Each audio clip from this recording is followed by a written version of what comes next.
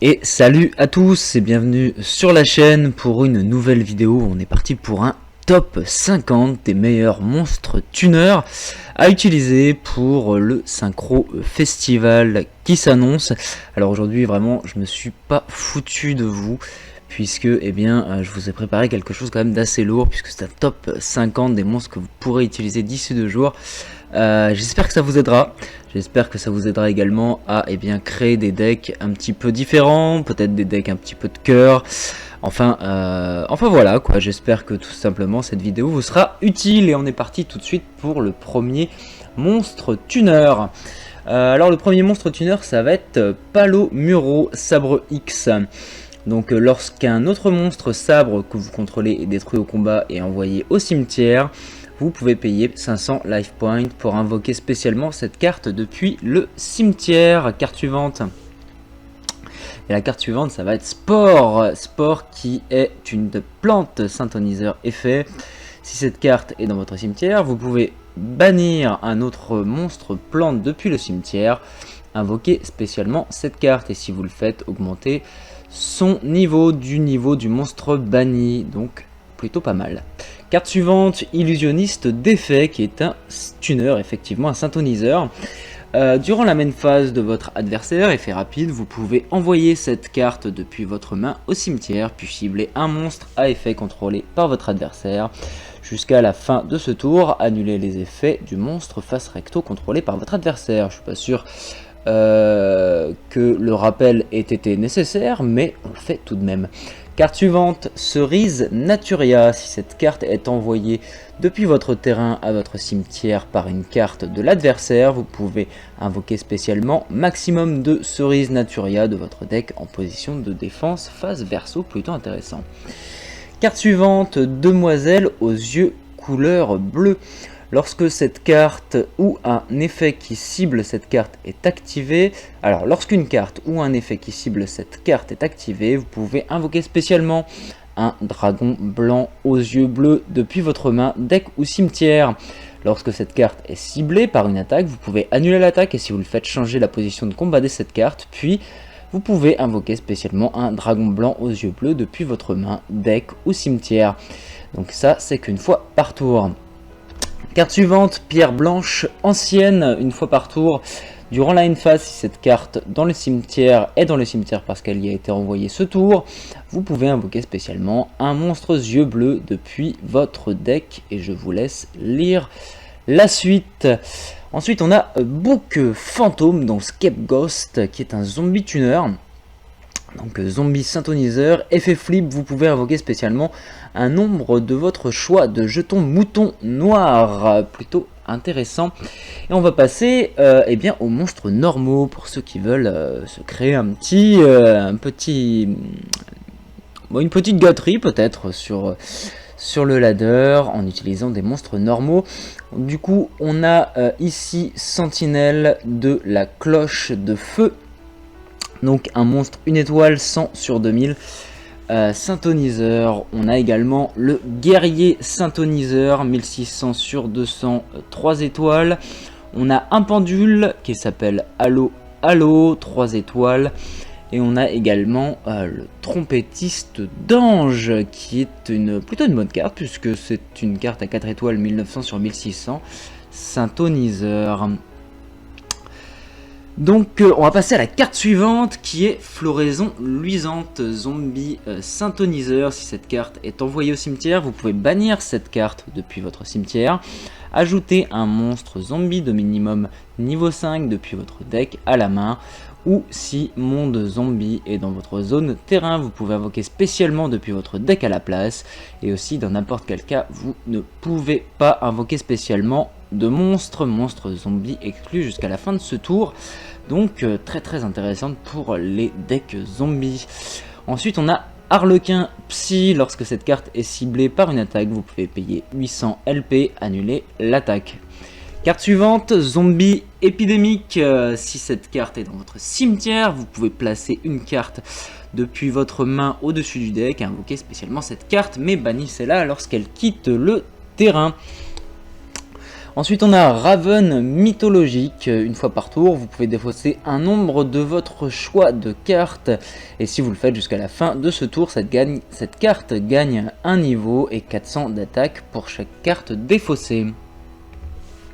Ensuite on a Diva des profondeurs, lorsque cette carte est invoquée normalement, vous pouvez invoquer spécialement un monstre serpent de mer de max niveau 3 depuis votre deck. Carte suivante, on est sur le Prisomate cerise. Lorsque cette carte est détruite au combat et envoyée au cimetière, vous pouvez invoquer spécialement jusqu'à 2 monstres Prisomates depuis votre deck. Ils ne peuvent pas être utilisés en tant que monstre matériel de synchro ce tour. Ensuite, on a des agents. Surtout, il y a un agent et je crois que j'en ai mis un autre. Effectivement, on le verra plus tard. Le deuxième, on le verra plus tard. On a agent du mystère. Lorsque cette carte est envoyée normalement, vous pouvez ajouter un monstre agent depuis votre deck à votre main. Et il y a un petit effet supplémentaire avec le sanctuaire céleste. Allez, je vous fais un petit cadeau et puis je vous mets le deuxième agent.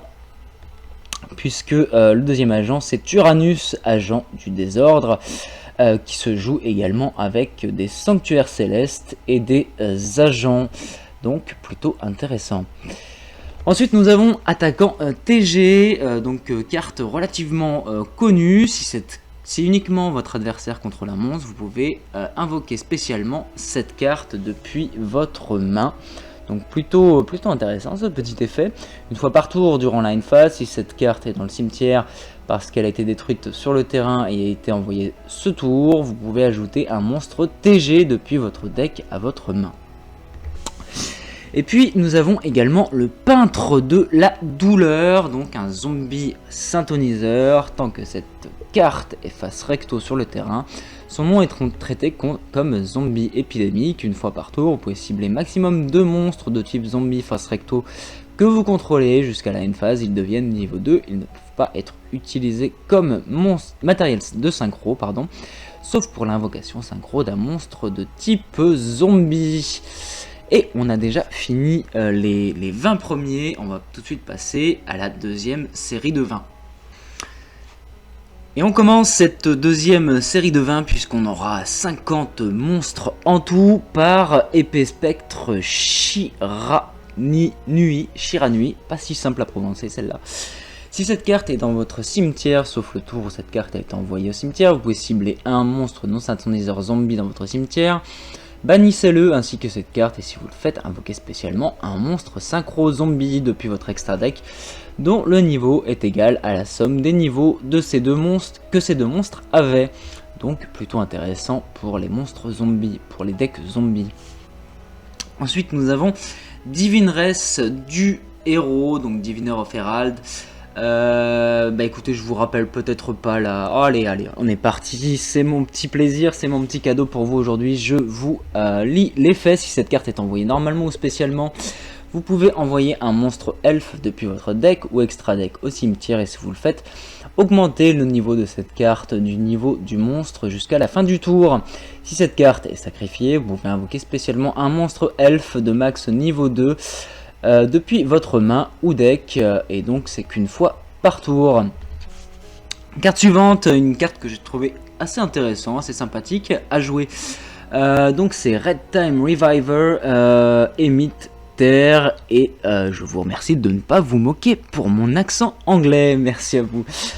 Si cette carte est dans votre main au cimetière, vous pouvez cibler un monstre face recto sur chaque terrain, changez-les en position de défense face verso, et si vous le faites, invoquez cette carte, mais bannissez-la lorsqu'elle quitte le terrain. Carte, je trouve très intéressante.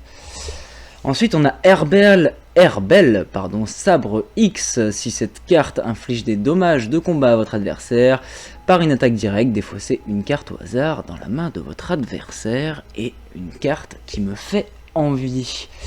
Ensuite, nous avons Robot Synchronique, Guerrier Synthoniseur. Effet, lorsque cette carte est invoquée normalement, vous pouvez cibler un monstre de masse niveau 2 dans votre cimetière, invoquer spécialement la cible en position de défense, mais annuler ses effets. Une carte, je pense, qui va être très jouée pendant ce festival synchro. Ensuite nous avons Diapason des Ténèbres, la première fois que cette carte va être détruite au combat chaque tour, elle n'est pas détruite, plutôt intéressante. Carte suivante, Maître Ultime du Chaos, lorsque cette carte détruit un monstre adversaire au combat et l'envoie au cimetière, vous pouvez invoquer spécialement un monstre de niveau 5 avec 1600 d'attaque ou moins depuis votre deck, pourquoi pas. Carte suivante, Aile Noire, Mistral, le Tourbillon. Si vous contrôlez un monstre Aile Noire, vous pouvez invoquer spécialement cette carte depuis votre main. Une fois par tour, vous pouvez cibler un monstre face recto contrôlé par votre adversaire. L'attaque et la défense de la cible deviennent la moitié de son attaque et défense actuelle, donc là encore une très bonne carte. Ensuite nous avons Homme Oiseau Allié Genex qui est maintenant limité à 1. Vous pouvez renvoyer un monstre face recto que vous contrôlez à la main, invoquer spécialement cette carte depuis votre main, mais bannissez-la lorsqu'elle quitte le terrain et aussi elle gagne 500 d'attaque si le monstre envoyé était vent sur le terrain. Carte suivante, Diapason Horloge. Une fois par tour, cette carte en position de défense face recto ne peut être détruite ni au combat ni par effet de carte. Carte suivante, Confrérie du Point du Feu, non utilisable comme matériel synchro, sauf pour l'invocation synchro d'un monstre bête guerrier. Si cette carte est invoquée normalement, vous pouvez cibler un monstre feu de niveau 3 avec max 200 de défense dans votre cimetière, invoquer spécialement la cible en position de défense, et si vous le faites, les monstres que vous contrôlez ne peuvent pas attaquer ce tour, monstre bête guerrier exclu, et donc tout ça c'est qu'une fois par tour. Donc pourquoi pas. Encore un zombie ici avec Uni Zombie. Vous pouvez cibler un monstre face recto sur le terrain, défausser une carte, et si vous le faites, augmenter le niveau de la cible de 1. Vous pouvez cibler un monstre face recto sur le terrain. Les monstres que vous contrôlez ne peuvent pas attaquer le reste du tour, et aussi envoyer un monstre zombie depuis votre deck au cimetière. Et si vous le faites, augmenter le niveau de la cible de 1. Donc intéressant. Ensuite on a pas mal de end-trap, je vais pas vous relire tous les effets. On a Ogre Fantôme bien sûr qui est un synthoniseur, on a Faucheur Fantôme et Cerise Blanche qui est un synthoniseur, on a H, donc Floraison de Cendres et Joyeux Printemps qui est un synthoniseur, on a Beauté Fantôme et Manoir qui est un synthoniseur. On a Fille Fantôme et Cornouille qui est un synthoniseur également. On a Fantôme défunt, etc. Donc effectivement, toutes ces end-traps sont des synthoniseurs. Donc à voir si vous pouvez les placer simplement dans votre deck pour créer quelque chose d'un peu intéressant. Ensuite, on a le Dragon des Ruines. Lorsque cette carte est invoquée normalement, vous pouvez cibler un monstre avec max 500 d'attaque dans votre cimetière, invoquer spécialement la cible en position d'attaque, mais annuler ses effets, non utilisables comme matériel synchro, sauf pour l'invocation synchro d'un monstre dragon. Les autres matériels synchro ne peuvent pas être de niveau 4. Et bien, écoutez, à mon avis, celle-là, elle sera pas mal jouée. Sorcière de la Rose Noire, non invocable spécialement. Si cette carte est invoquée normalement et que vous ne contrôlez aucune autre carte, piochez une carte et montrez-la, puis si c'est un monstre, envoyez-la au cimetière et détruisez cette carte. Ok, donc on a fait la deuxième série de 20 et on va passer tout de suite à la dernière série qui comptera 10 à 12 monstres supplémentaires. Donc pour cette dernière série, on commence tout de suite par Raiden le serviteur, donc un Light Sworn ici, guerrier synthoniseur. Durant votre main phase, vous pouvez envoyer les deux cartes du dessus de votre deck au cimetière.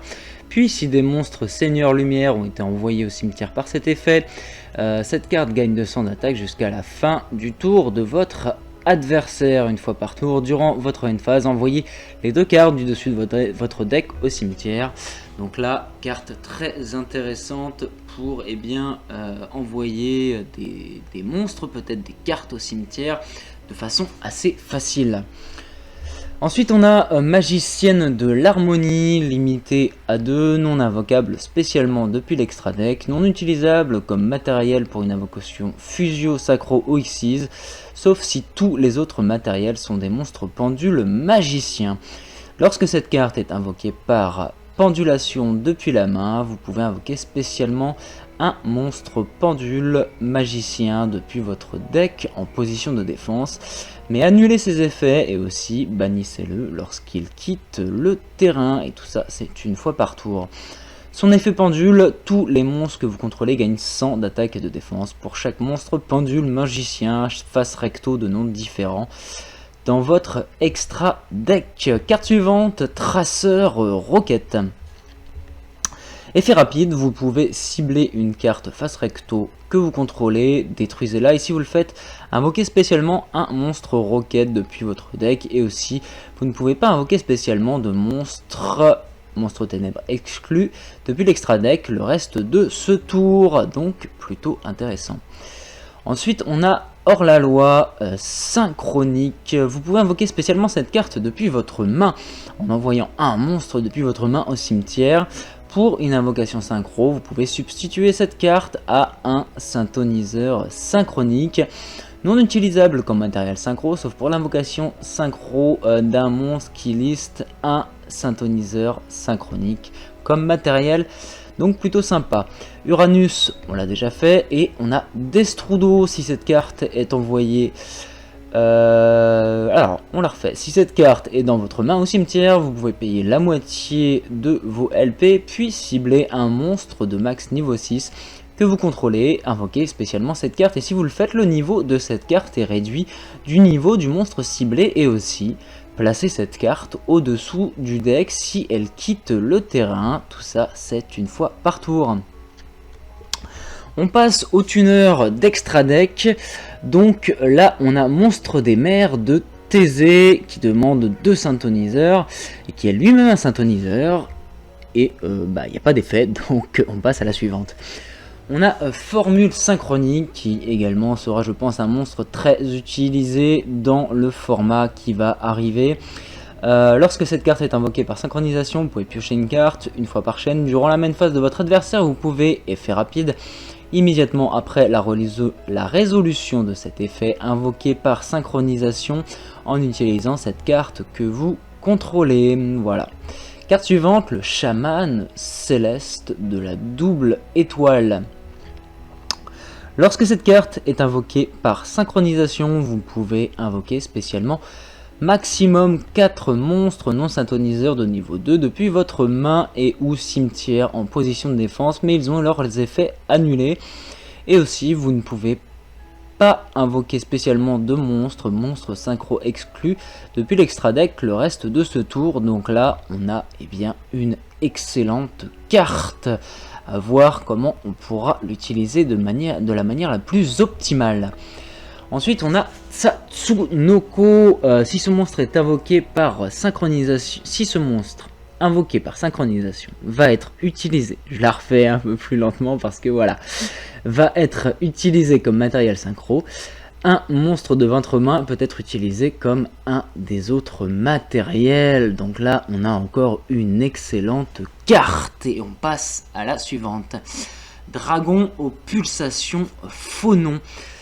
Lorsque cette carte est invoquée par synchronisation, vous pouvez déclarer un niveau de 1 à 3. Cette carte devient ce niveau, et aussi vous ne pouvez pas invoquer spécialement le reste de ce tour, sauf pour une invocation synchro en utilisant cette carte comme matériel, et tout ça c'est une fois par tour.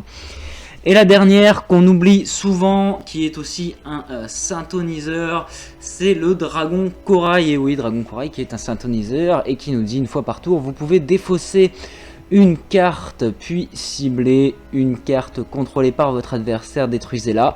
Si cette carte est invoquée par synchronisation